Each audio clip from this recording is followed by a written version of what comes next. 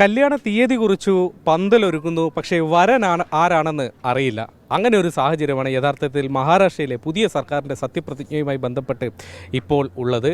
നമ്മളുള്ളത് ആസാദ് മൈതാനിലാണ്. മറ്റന്നാളാണ് ഇവിടെ സത്യപ്രതിജ്ഞ ചടങ്ങുകൾ വൈകിട്ട് നടക്കാൻ പോകുന്നത്. പക്ഷേ ആരാണ് മുഖ്യമന്ത്രിയെ സത്യപ്രതിജ്ഞ ചെയ്യാൻ പോകുന്നത് എന്ന കാര്യത്തിൽ ഇപ്പോഴും ഔദ്യോഗികമായി ഒരു സ്ഥിരീകരണമോ പ്രഖ്യാപനവും ഉണ്ടായിട്ടില്ല. ആസാദ് മൈതാനിലെ കാഴ്ചകളിലേക്ക് വന്നാൽ ഇപ്പോൾ ഇവിടെ വേദിയും മറ്റും ഒരുങ്ങുന്നുണ്ട്. ഒരു വശത്ത് ആ കൺസ്ട്രക്ഷൻ ജോലികളൊക്കെ തന്നെ, നിർമ്മാണ ജോലികൾ, ക്രെയിനുകളൊക്കെ എത്തിച്ചുകൊണ്ട് ആ ജോലികൾ അവിടെ ഇങ്ങനെ പുരോഗമിക്കുന്നു. മറുവശത്ത് പാർട്ടികളുടെ കൊടികൾ, പ്രധാനപ്പെട്ട 3 പാർട്ടികൾ, അതിനൊപ്പം തന്നെ RPIയുടെയും കൊടികളൊക്കെ ഇങ്ങനെ തയ്യാറായിക്കൊണ്ടിരിക്കുന്നു. അതൊക്കെ തന്നെ ഈ വേദിയിൽ, ഈ മൈതാനത്താകെ ഇങ്ങനെ നാളെ തന്നെ ഏതാണ്ട് നിറയും. ആ ഒരുക്കങ്ങളൊക്കെ നാളത്തോടെ തന്നെ പൂർത്തിയാകും. കാരണം പ്രധാനമന്ത്രി അടക്കമുള്ളവർ പങ്കെടുക്കുന്നതുകൊണ്ട് അത്തരം സുരക്ഷാ ക്രമീകരണങ്ങളൊക്കെ വരുത്തേണ്ടതുണ്ട്. അതുകൊണ്ട് നേരത്തെ കൂട്ടി തന്നെ ഈ തയ്യാറെടുപ്പുകൾ പൂർത്തിയാക്കേണ്ടിയിരിക്കുന്നു.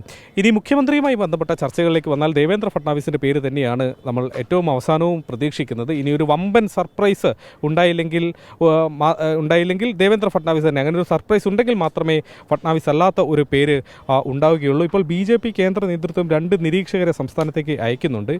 ഇന്ന് വൈകിട്ടോടെ വിജയ് റൂപാണിയും നാളെ രാവിലെ കേന്ദ്രമന്ത്രി നിർമ്മല സീതാരാമനും ഇവിടെ എത്തും. അതിനുശേഷം BJPയുടെ നിയമസഭാ കക്ഷി യോഗം ചേർന്ന് പാർട്ടി കക്ഷി നേതാവിനെ തെരഞ്ഞെടുക്കും.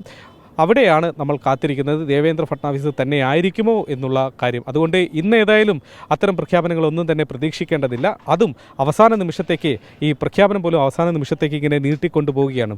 മറുവശത്ത് അദ്ദേഹത്തോടൊപ്പമുള്ള മുന്നണിയിലെ പ്രധാനപ്പെട്ട നേതാവായ ഏക്നാഥ് ഷിൻഡെ, അദ്ദേഹത്തിൻ്റെ നിലപാട് ഇപ്പോഴും കടുപ്പിച്ച് തന്നെയാണ്. ഉപമുഖ്യമന്ത്രി പദത്തിലേക്ക് മനസ്സോടെ അദ്ദേഹം മാറാൻ തയ്യാറായിട്ടുണ്ട്.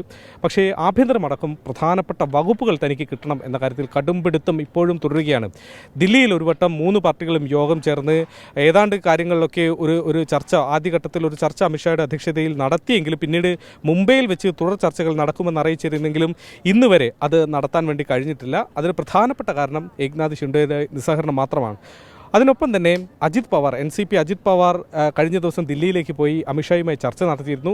തന്നെ ഒഴിവാക്കി NCPയുമായി ചേർന്ന് BJP ഒരു ശക്തി പരീക്ഷണം നടത്തുന്നുണ്ടോ, ബലപരീക്ഷണം നടത്തുന്നുണ്ടോ എന്നൊരു സംശയം, അമർഷമൊക്കെ തന്നെ ഏക്നാഥ് ഷിൻഡെ ക്യാമ്പിൽ ഉണ്ട് എന്നതാണ് നമ്മൾ മനസ്സിലാക്കുന്നത്. അങ്ങനെയെങ്കിൽ നാളെ നിയമസഭാ കക്ഷി നേതാവിനെ തീരുമാനിച്ചതിന് പിന്നാലെ BJP നേതൃത്വം ഏക്നാഥ് ഷിൻഡെയുമായി ഒരു ചർച്ച നടത്തും. 3 പാർട്ടികളുടെയും പ്രധാനപ്പെട്ട നേതാക്കൾ എത്തിക്കൊണ്ടായിരിക്കും ആ ചർച്ച നടത്തുക.